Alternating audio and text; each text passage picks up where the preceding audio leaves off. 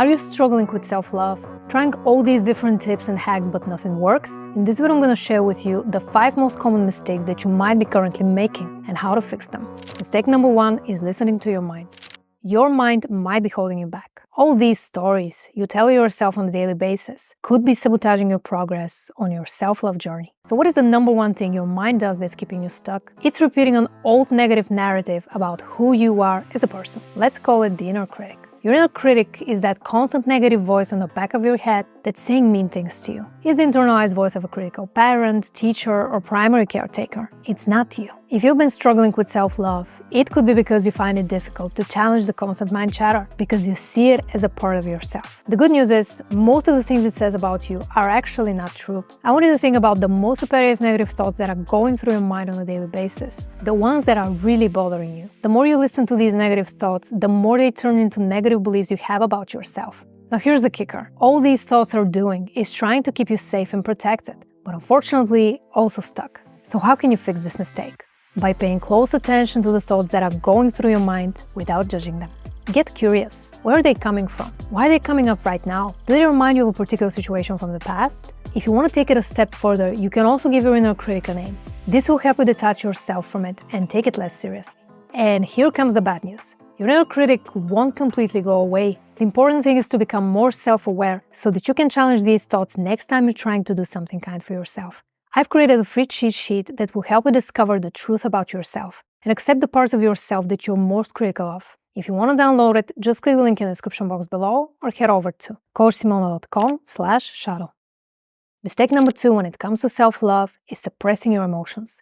Hold up. How is suppressing your emotions related to self-love? If you avoid your emotions and you see them as a sign of weakness, that could be the reason why you keep struggling with self-love. Self-love is about accepting every part of yourself, not just the aspects of yourself that you like, but also the more challenging ones, such as having strong emotions and not knowing how to handle them. You might have been told that crying is for the weak, or you need to stop acting like a girl. Showing vulnerability and embracing your emotions is not a sign of weakness. It's actually the epitome of strength. So the way to fix this mistake is to create a safe place for yourself to express them. Here's what I want you to do if you struggle with facing your emotions. Next time you feel the wave of emotions coming, I want you to set aside at least 10 minutes of your time throughout the day.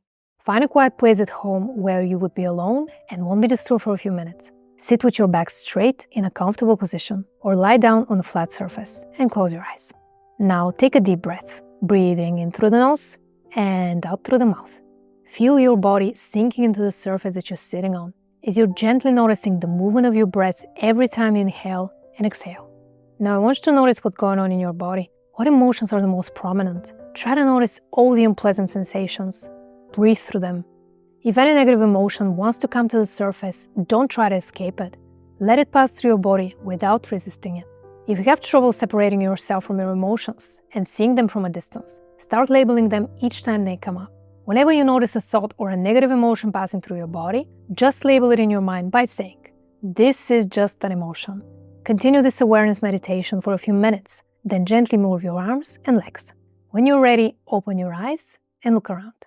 This is a powerful way to become more aware of your emotions, breathe through them, and let them go. Now let's get into the next common mistake, which is people-pleasing.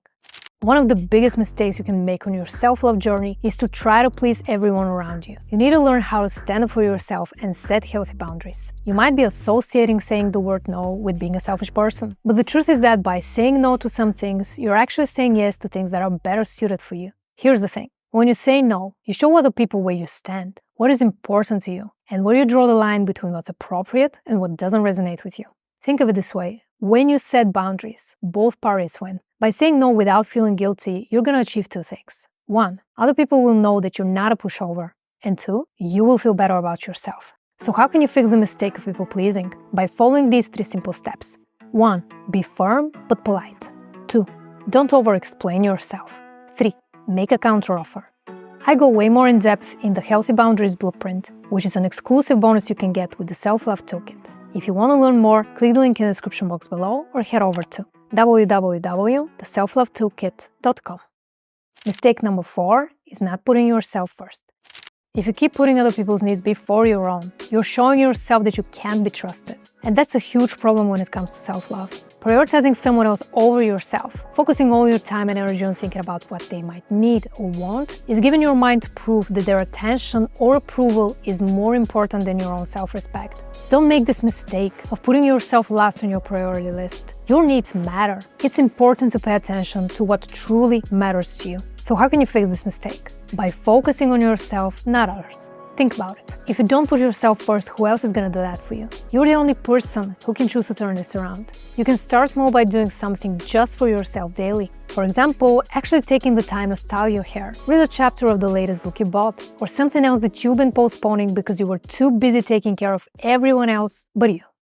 The next mistake you might be currently making when it comes to self-love is expecting instant results. Self-love is a constant work in progress that takes time and effort. And if you expect to see instant results, you're in for a disappointment. We live in a world of instant gratification, and things like self-love are not readily available because we need to roll up our sleeves and actually dig deeper. So what is the fix? You may have tried a few things, but none of them worked. And the reason for that is very simple. You tried to love yourself before learning how to stop being so mean and critical of yourself first. If you're struggling with self-love, there is a part of you that keeps criticizing and sabotaging your progress. I go way more in depth on this topic in my video titled How to Love Yourself When It Feels Hard to. So you can click here to watch it now. Thanks so much for watching, and I'll see you in that video.